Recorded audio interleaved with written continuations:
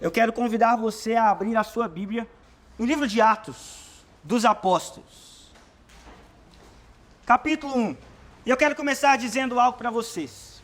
A igreja hoje, no Brasil, no mundo e talvez durante séculos, tem passado por uma grande divisão, à medida que se afasta do Evangelho, da essência do Evangelho, e se divide entre um de dois extremos. Por um lado, nós temos um extremo que esvazia o Evangelho do seu poder. São pessoas, igrejas, que sabem muito sobre a Bíblia, mas elas vivem pouco. Toda a vida cristã é reduzida ao intelecto. Toda a vida cristã é reduzida ao mundo físico. E o Evangelho é para eles a respeito do que você sabe e do que você faz com isso, talvez. Até o mundo espiritual é reduzido àquilo que é concreto. É apenas a respeito de princípios que você tem na sua vida. E os que se encontram assim, vivem uma espécie de deísmo prático. Porque apesar de sua doutrina dizer que Deus fez todas as coisas e a sustenta, ao mesmo tempo eles vivem como se isso não fosse verdade. Vivem como se Deus tivesse criado todas as coisas, ido embora passear e não estivesse conosco, nos sustentando durante todos os momentos, intervindo na nossa vida. Cristãos que têm pensamentos nobres, mas relacionamentos pobres. Nós não podemos ser assim. Por outro lado, existe o outro extremo. Aqueles que esvaziam o Evangelho da sua mensagem. Lugares onde a Bíblia raramente é aberta, e quando é aberta é apenas para pregar a vontade e o desejo e os achismos e ideias do pregador. Essas pessoas muitas vezes se aglomeram porque estão procurando sinais, milagres, moveres de Deus. Querem ver alguma coisa, querem ver alguma cura, querem ver dons espetaculares, mas são negligentes em relação à submissão à palavra. Eu quero dar um aviso, no entanto. Cuidado a olhar para lugares assim, onde às vezes falta zelo pela palavra, ou conhecimento da palavra, e descartar todos os sinais que lhe acontecem como se fossem falsos. Porque nós sabemos que, por exemplo, a igreja de Corinto era uma igreja onde haviam sinais do Espírito de Deus, genuínos, mas eles precisavam de instrução bíblica. Nós não podemos, então, descartar a priori, apenas porque o irmão é um pouco ignorante, falta conhecimento ou estudo da palavra, os sinais que estão ocorrendo naquele lugar. Mas nós sabemos que essa busca pelo relacionamento com Deus sem um enraizamento na palavra gera problemas. Por exemplo, púlpitos abusivos. Por exemplo, heresias apóstatas. E assim a história nos testemunha quantos se desviaram do Evangelho, quando começaram a confundir o que eu penso e acho com o que Deus disse. Podem ser coisas muito diferentes. E frente a esse cenário, nós aqui hoje, como igreja, precisamos colocar o nosso coração diante da palavra de Deus. E passar o nosso coração em revista, sofrer um escrutínio do nosso coração diante da palavra de Deus, para nos submetermos ao que Deus diz na sua palavra e revela na sua palavra, e perguntar a nós mesmos e a Deus, se nós não temos vivido um evangelho com menos conhecimento do que deveria, ou com menos poder do que deveria. E nós precisamos nos aproximar dessa mensagem com o coração vulnerável, com o coração aberto, porque eu quero ser bem sincero para você, e dizer que a mensagem que eu tenho para pregar hoje é uma mensagem incômoda. É uma mensagem que incomoda a mim. É uma mensagem que deveria também incomodar a você. E para fazer essa avaliação do nosso coração, e perguntar se temos vivido um evangelho com menos poder do que deveríamos, ou menos conhecimento do que deveríamos, nós vamos até o livro de Atos. E nós vamos trilhar essa caminhada até o fim do ano, meus irmãos. No livro de Atos. Nessa série que estamos chamando Poder e Conhecimento. Vamos então abrir em Atos capítulo 1, versículo 1. E vamos ler até o versículo 11. Para nós aprendermos que o cristianismo não é um show de mágica para entreter as multidões. E o cristianismo também não é uma palestra para que os intelectuais e filósofos cresçam no seu conhecimento. O cristianismo é a verdade de Deus revelada para transformar poderosamente o povo de Deus.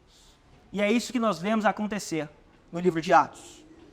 Atos, capítulo 1, versículo 1. Assim diz a palavra do Senhor. Escrevi o primeiro livro, ó Teófilo, relatando todas as coisas que Jesus começou a fazer e a ensinar, até o dia em que foi elevado às alturas, depois de haver dado mandamentos por meio do Espírito Santo aos apóstolos que tinha escolhido. Depois de ter padecido, Jesus se apresentou vivo aos seus apóstolos, com muitas provas incontestáveis, aparecendo-lhes durante 40 dias e falando das coisas relacionadas com o reino de Deus. E comendo com eles, deu-lhes esta ordem: não se afastem de Jerusalém, mas esperem a promessa do Pai, a qual vocês ouviram de mim. Porque João, na verdade, batizou com água, mas vocês serão batizados com o Espírito Santo, dentro de poucos dias. Então os que estavam reunidos com Jesus lhe perguntaram: será este o tempo em que o Senhor irá restaurar o reino a Israel? Jesus respondeu: não cabe a vocês conhecer tempos ou épocas que o Pai fixou pela sua própria autoridade. Mas vocês receberão poder ao descer sobre vocês o Espírito Santo, e serão minhas testemunhas tanto em Jerusalém como em toda a Judéia e Samaria, até os confins da terra. Depois de ter dito isso, Jesus foi elevado às alturas à vista deles, e uma nuvem o encobriu dos seus olhos, e estando eles com os olhos fixos no céu, enquanto Jesus subia, eis que 2 homens vestidos de branco se puseram ao lado deles.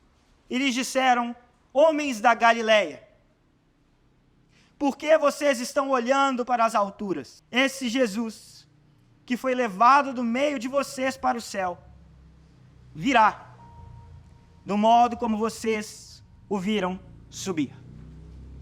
Eu quero convidar você a fechar os seus olhos e a orar ao Senhor. Ore por mim, ore por essa mensagem, ore pelo seu coração, para que o Senhor fale contigo o que Ele precisa falar nessa manhã.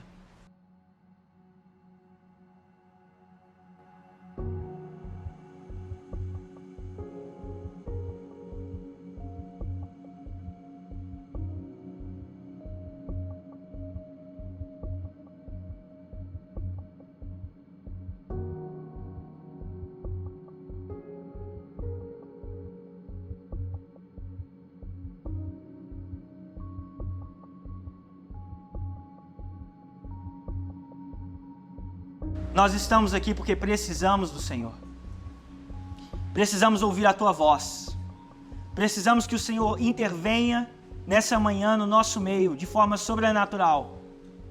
Precisamos que o Senhor abra os nossos corações e mentes. E que o Senhor nos converta dos nossos maus caminhos. E eu quero pedir ao Senhor, Pai, que o Senhor venha me usar com graça e poder nessa manhã, para a Tua honra e Tua glória. Quero pedir ao Senhor que o Senhor nos proteja de todo mal nessa manhã. Repreendemos toda a ingerência das trevas nesse lugar, Pai, em nome de Jesus. Repreendemos todo o levante do maligno contra nós, tentando nos distrair, tirar a nossa atenção e roubar a mensagem do Evangelho de nós. Nós nos levantamos aqui pela força do Teu nome, cobertos pelo Teu sangue, e necessitados da Tua palavra. E pedimos ao Senhor que a fé que professamos e experimentamos não seja apenas uma ideia na nossa cabeça, mas o poder do Senhor na nossa vida. Em nome de Jesus Cristo nós oramos. Amém. Irmãos, normalmente quando nós pensamos sobre o livro de Atos, nós pensamos sobre milagres e sobre poder. Não é mesmo? Pensamos sobre grandes ocorrências ali. A ponto de que grandes teólogos como D.A. Carson ou Douglas Moo vão até sugerir que esse livro talvez pudesse ser chamado Atos do Espírito Santo, ao invés de Atos dos Apóstolos. Porque, afinal de contas, o que nós vemos nesse livro são os atos do Espírito Santo através da vida dos apóstolos, que esperam ali o Espírito virem sobre eles e assim agem em obediência ao que o Senhor lhes havia dito. Quando pensamos sobre Atos, nos lembramos de ocasiões como Pentecostes. Não é verdade? Talvez seja o primeiro texto que vem à nossa mente. Conversão sobrenatural de Paulo. Milagres. Ressurreições. Grandes poderes e feitos. E todos esses aspectos são verdadeiros. O problema, no entanto, não é o que nós lembramos, mas o que nós negligenciamos. A igreja em Atos é uma igreja que recebe o evangelho de forma integral, e eles vivem milagres, línguas, ressurreições, libertações, mas sempre que esses eventos sobrenaturais acontecem, eles estão acompanhados por certos verbos que às vezes nós não prestamos atenção. Verbos como examinar, provar, persuadir, explicar e outros verbos semelhantes. O livro de Atos, ele não nos fala apenas de uma igreja cheia do poder do Espírito Santo, que não examinava as Escrituras. Nem nos fala sobre uma igreja cheia do conhecimento, que não experimentava o poder do Espírito. Esse livro nos fala sobre uma igreja que vive o poder de Deus ao receber a revelação de Deus.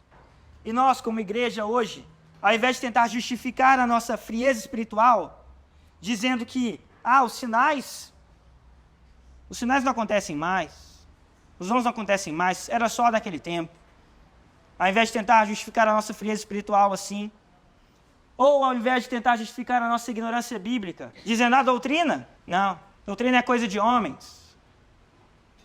Ao invés de tentarmos justificar a nossa ignorância e a frieza espiritual, deveríamos, ao invés disso, amar a Deus com todo o nosso entendimento, com todo o nosso corpo, com toda a nossa alma, com todo o nosso coração.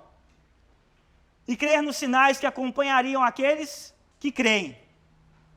Examinando as Escrituras e entendendo a sabedoria de Deus que é revelada na palavra de Deus. E se você observar com atenção, você verá que todo o livro de Atos está cercado pela ideia de que o Evangelho é marcado pela cooperação do conhecimento de Deus e do poder de Deus na vida da igreja. Eu posso quase que pedir a você que abra aí a sua Bíblia em Atos de forma aleatória e pregar a você sobre poder e sobre conhecimento. Porque por todo o livro nós vemos essas duas marcas em dinâmica na vida da igreja.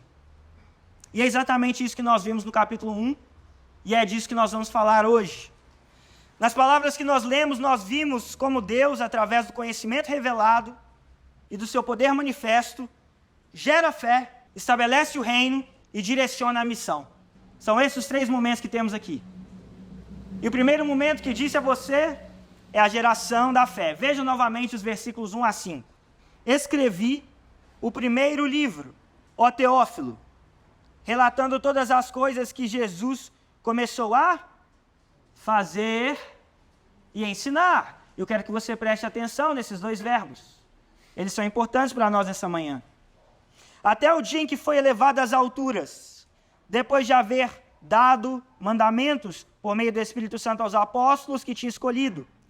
Depois de ter padecido, Jesus se apresentou vivo aos seus apóstolos, com muitas provas incontestáveis, aparecendo durante 40 dias e falando das coisas relacionadas com o reino de Deus. E comendo com eles, deu-lhes esta ordem: não se afastem de Jerusalém, mas esperem a promessa do Pai, a qual vocês ouviram de mim. Porque João, na verdade, batizou com água, mas vocês serão batizados com o Espírito Santo dentro de poucos dias. Irmãos, Lucas é o autor do livro de Atos, mas ele não escreveu só Atos. Ele escreveu outro livro também, Lucas, o Evangelho de Lucas. Na verdade, Lucas é o maior autor do Novo Testamento. Você pode pensar, mas e Paulo? Paulo escreveu mais livros, mas não escreveu mais em volume do que Lucas. E aqui, Lucas está falando do seu primeiro livro, o Evangelho de Lucas. E ele está escrevendo ao mesmo destinatário. E quem é esse destinatário? Teófilo. Ele escreve a Teófilo, e alguns pensam que Teófilo, que significa amigo de Deus, ou aquele que ama a Deus, é um nome fantasia, para designar todos os crentes. Mas isso não é o mais provável. O mais provável é que Teófilo era, de fato, um homem que era um auxiliador ali do ministério de Lucas, e Lucas está escrevendo a ele. A unidade existente, então, entre o Evangelho de Lucas e Atos, nos ajuda a compreender o propósito de Atos a partir do propósito do Evangelho de Lucas. E eu vou ler para vocês um trecho do Evangelho de Lucas. Igualmente a mim me pareceu bem, depois de cuidadosa investigação de tudo, desde a sua origem, dar-lhe por escrito, o excelentíssimo Teófilo, uma exposição em ordem, para que você tenha plena certeza das verdades que foi instruído. Qual o propósito de Lucas, então, que você acabou de ouvir? A fé. Lucas escreve para que eles tenham fé. Lucas escreve para que eles creiam. É para isso que ele escreveu o Evangelho de Lucas e é para isso que ele escreve Atos dos Apóstolos. Lucas pesquisa e organiza o conhecimento para que os seus leitores cheguem à fé. É para isso que você está lendo essa palavra. É para isso que você está ouvindo essa palavra. Para que você receba esse conhecimento e receba o poder de Deus. A fé, que é dom de Deus. E por isso ele falou sobre o quê? Lá nos primeiros versículos nós vemos, ele falou sobre o que Jesus começou a fazer e a ensinar. Vejam que esses dois verbos têm a ver com o quê? Poder e conhecimento. O que Jesus começou a fazer é um verbo que nos remete à ideia daquilo que é feito, do poder. E o que ele ensinou, um verbo que indica conhecimento. Veja o versículo 3. Nós vemos de maneira ainda mais clara o aspecto racional em dinâmica com o aspecto poderoso do Evangelho. Lucas diz que Jesus se apresentou vivo aos apóstolos. Meus irmãos, se isso não é uma manifestação de poder, eu não sei o que é.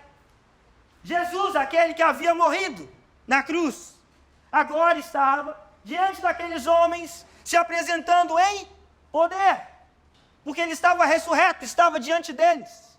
Aqueles homens estavam tendo uma contemplação do poder de Deus ao se encontrar com Jesus. E o que é que Jesus fazia enquanto Jesus se revelava àqueles homens?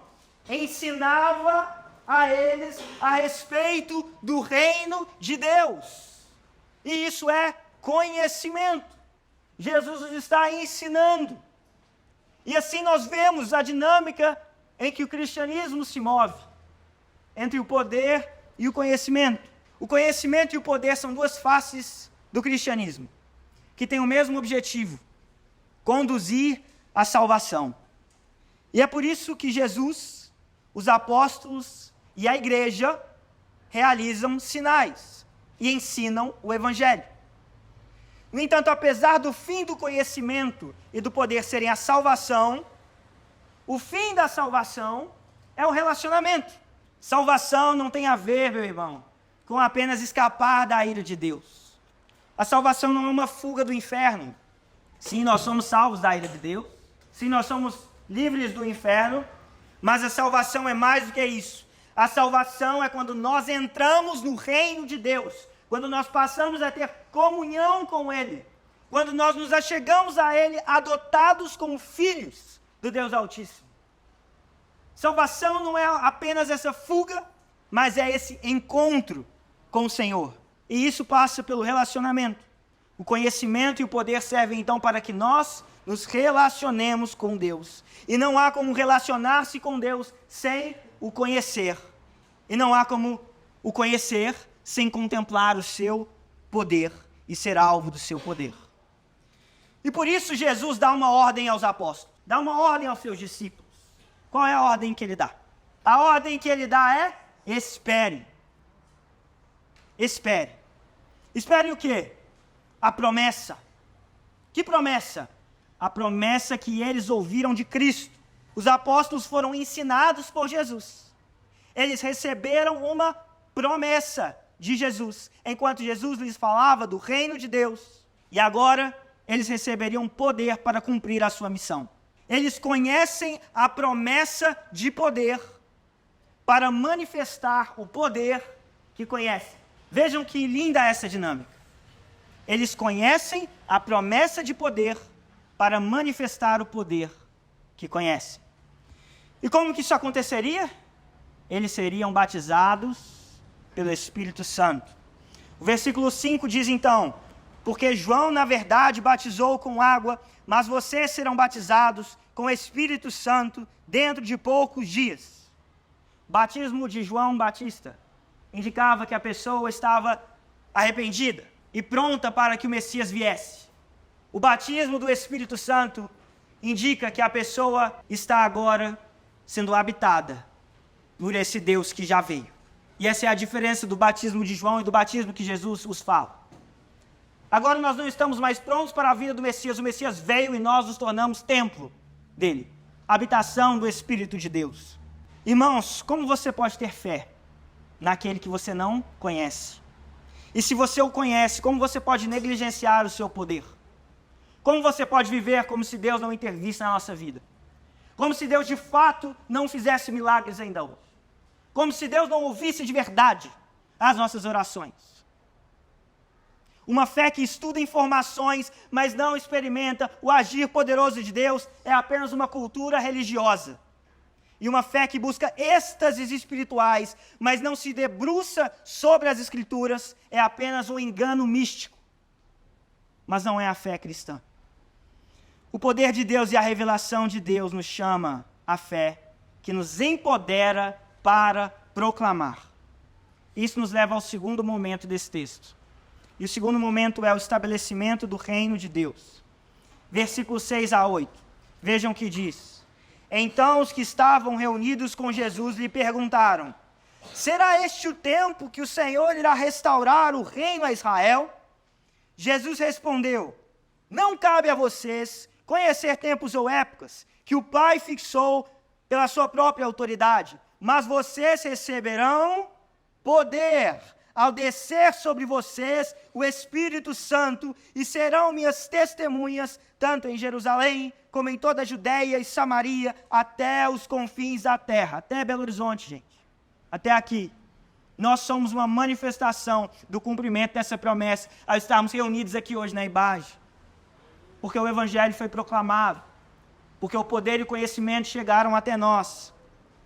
Após ouvirem que seriam batizados com o Espírito, os discípulos perguntam: será este o tempo que o Senhor irá restaurar Israel? Mesmo após a morte e ressurreição de Jesus, mesmo após eles ouvirem sobre o reino de Deus, e a contemplarem o Messias, as suas mentes ainda estão presas ao seu contexto político e ao seu contexto étnico.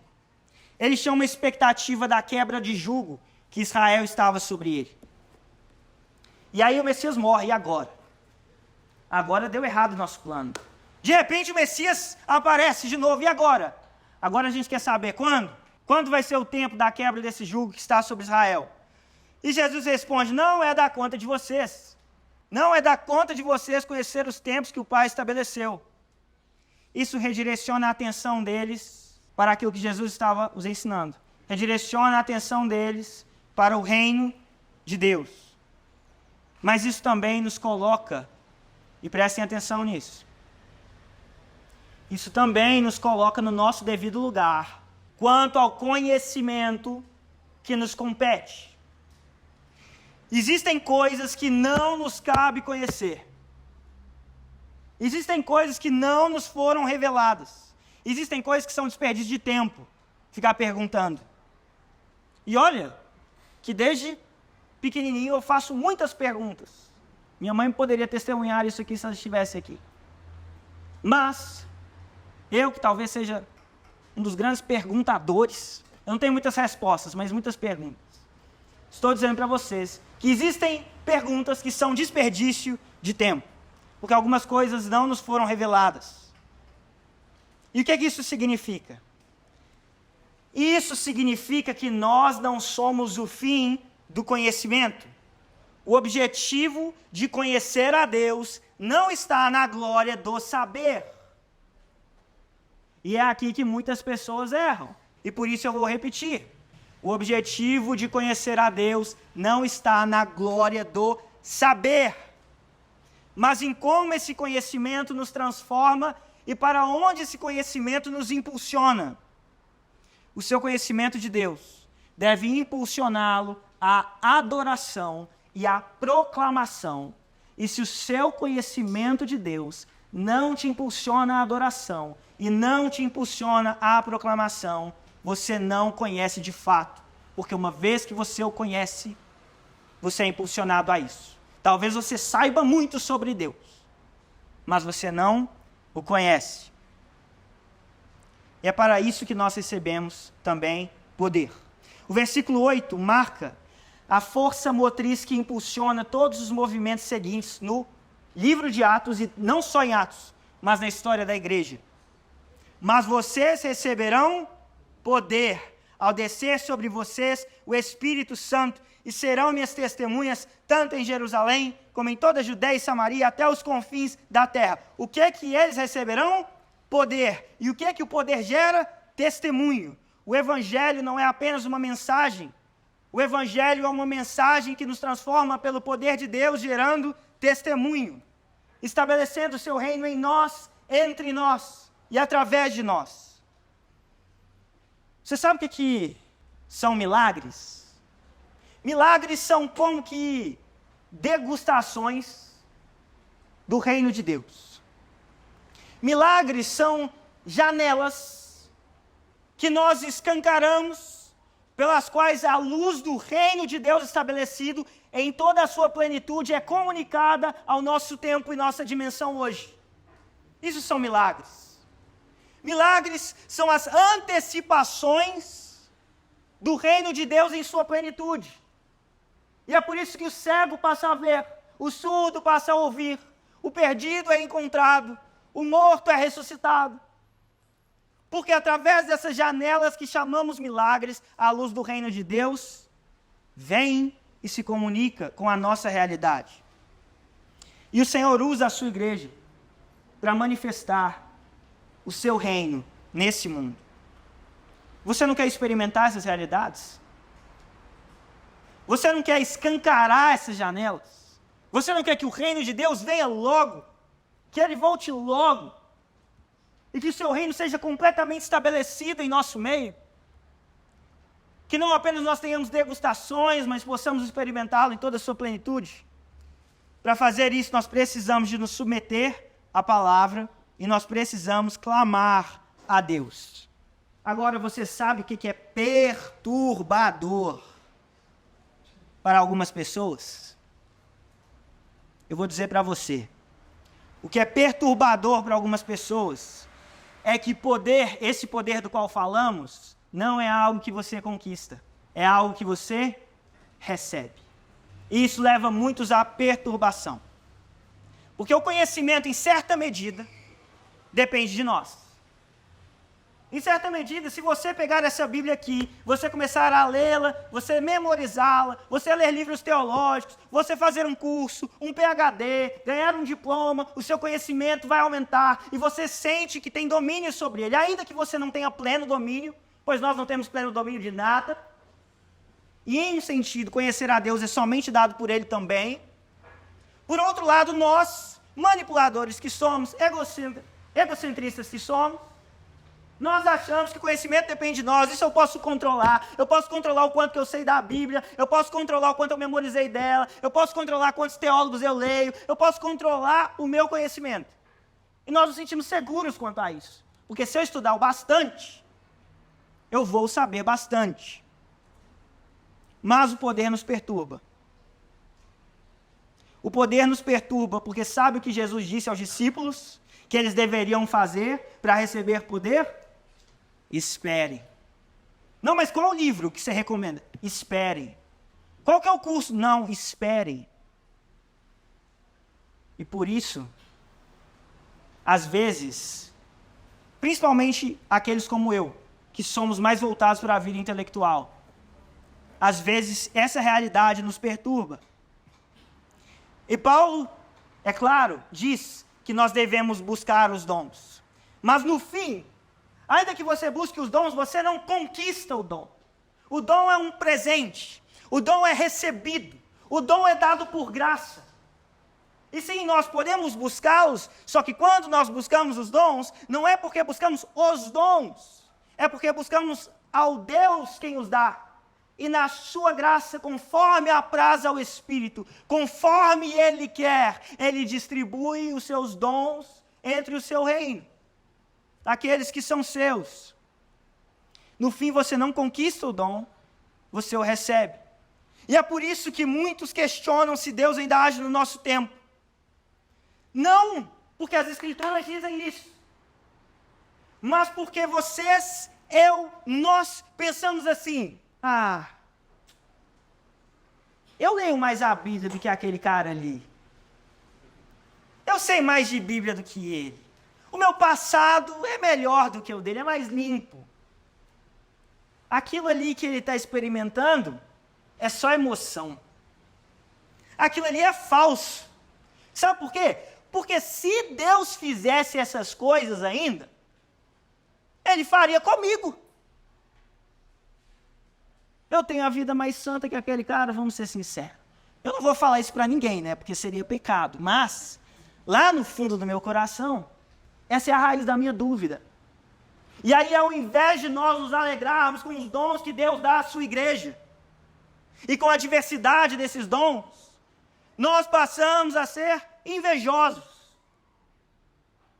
Invejosos porque achamos que Deus deveria ter feito aquilo conosco. E se Ele não fez conosco, é porque Ele não faz. Eu não permito a Deus fazer isso com outra pessoa. Se é com outra pessoa, não foi Ele. É um emocionado.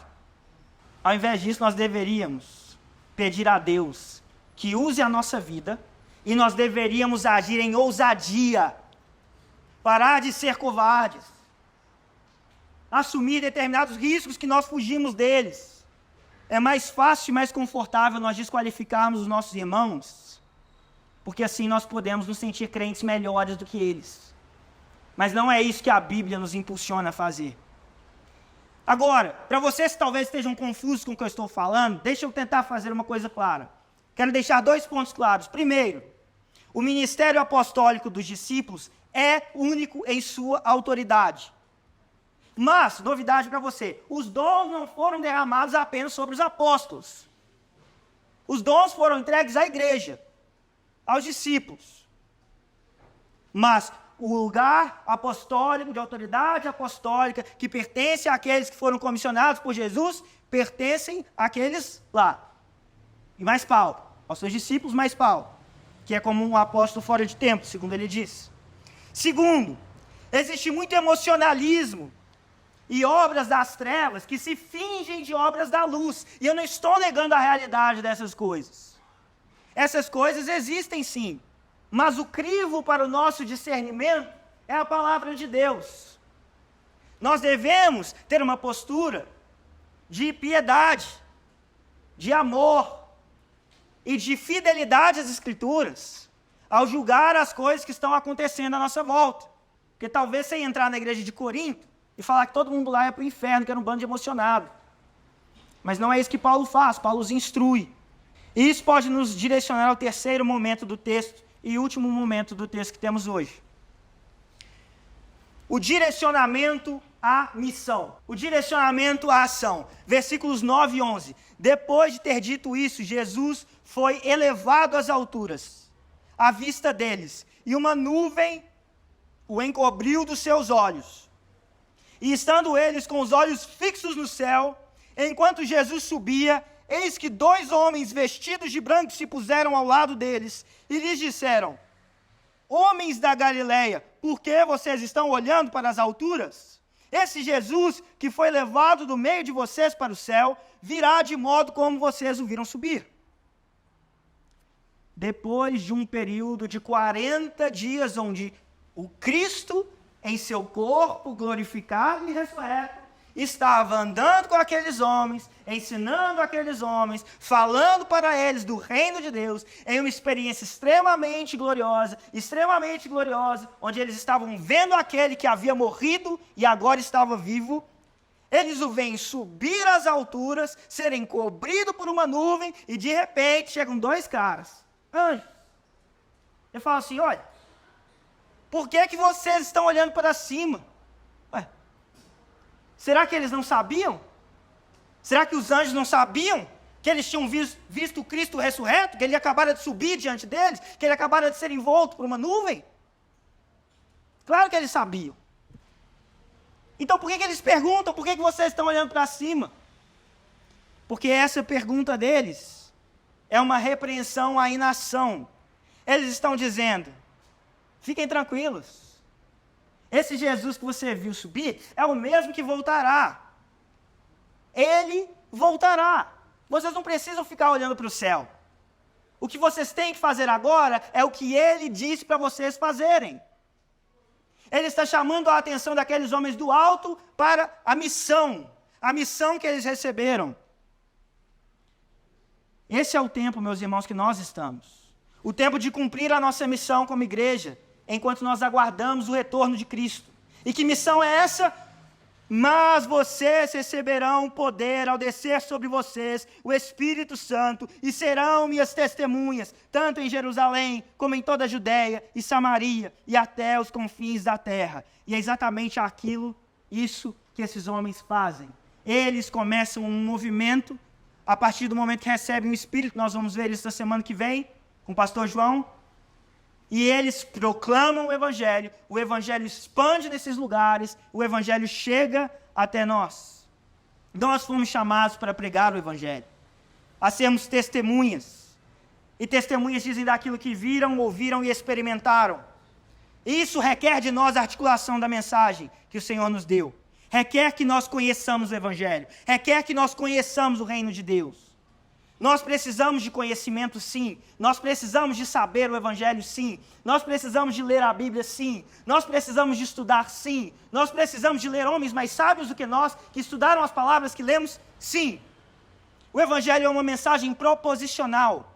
É uma mensagem que nós ouvimos, entendemos e cremos, sim. Mas também é uma mensagem transformadora. É uma mensagem que necessita que nós experimentemos esse poder.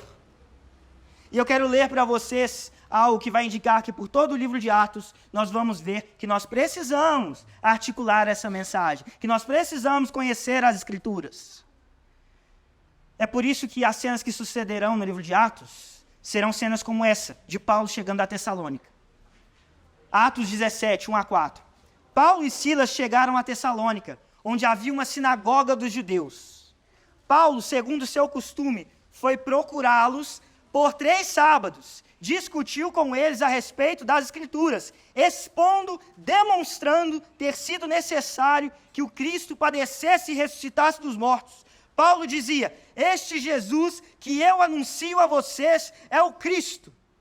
Alguns deles foram persuadidos, se juntaram a Paulo e Silas. O mesmo aconteceu com numerosa multidão de gregos piedosos e muitas mulheres importantes. O que é que nós estamos vendo aqui? Nós estamos vendo o apóstolo Paulo expondo, discutindo, visitando as sinagogas, manejando bem a palavra de Deus, conhecendo a sua teologia, ensinando sobre o reino de Deus, assim como Jesus havia feito. Mas sermos testemunhas é uma atividade que não é apenas mental. O que precisamos não é de um curso e um diploma. Apesar dessas coisas poderem nos equipar. A nossa missão começa em Atos como, meus irmãos? Como que a missão começa em Atos, meus irmãos? Mas recebereis poder. O evangelho que cremos é um evangelho de poder. A maior manifestação do poder do evangelho é quando um perdido é encontrado. Quando um morto espiritualmente passa da morte para a vida. Porque esse é o sinal de repercussão eterna. Esse é o sinal imutável feito por Deus e é o maior sinal que a igreja pode manifestar ao mundo. Mas Deus, que nos criou, o Deus Senhor sobre todas as coisas, eu quero te dizer, Ibage, eu quero dizer a nós como igreja aquilo que a palavra diz. Esse Deus, Ele continua agindo hoje. Ele cura hoje. Ele ministra dom sobre a sua igreja hoje. Ele nos leva a conhecê-lo de maneiras sobrenaturais hoje. Será que é mais fácil e confortável eu justificar a minha frieza espiritual, reduzindo a minha fé ao racional, ou eu admitir que na minha busca com Deus, na minha ousadia de pregar o Evangelho, muitas vezes eu sou medíocre. Muitas vezes eu sou omisso. Não busco a Deus como deveria buscar. Não sou ousado como eu deveria ser. Não ajo como eu deveria agir. Irmãos, muitas coisas que nós não vivemos com Deus, não é porque Deus não age hoje, como agia antes, mas é porque nós somos acomodados e distraídos com a nossa rotina, com o nosso trabalho, com o nosso entretenimento, com o nosso feed. Isso é uma verdade que nós não podemos ignorar, se nós queremos seguir a Deus. Qual foi a última vez que você jejuou? Qual foi a última vez que você buscou a Deus em espírito verdadeiro de intercessão? Eu não estou falando de orações do almoço. Eu estou falando de fechar a porta do seu quarto, de clamar ao Senhor que venha, que te visite, que te transforme, em espírito genuíno, verdadeiro, de intercessão, de sede, de necessidade, de dizer: eu preciso do Senhor. Eu preciso que o Senhor me visite, eu preciso que o Senhor me transforme, eu preciso que o Senhor fale comigo. Aleluia. Qual foi a última vez que você pregou para alguém na rua, que você se expôs ao risco de falar com um estranho, ao risco de colocar a sua reputação em xeque, ao invés de ficar andando distraído pela vida, na sua rotina, no seu trabalho, no seu celular, no seu feed, e perder o que Deus está te falando, não porque Deus não fala, mas porque você tem sido medíocre na sua busca de Deus. Se nós queremos experimentar o extraordinário de Deus, nós precisamos buscá-lo extraordinariamente. É fácil ser um cristão medíocre no Brasil. É ainda mais fácil se o nosso ar estivesse funcionando. É ainda mais fácil se o nosso microfone estivesse funcionando. Então, glória a Deus que hoje está calor. Glória a Deus que o microfone não está funcionando, eu tenho que gritar. Glória a Deus, porque é fácil demais ser um cristão medíocre quando tudo está feito, quando tudo está pronto, quando tudo está estabelecido. E nós precisamos buscar ao Senhor de verdade.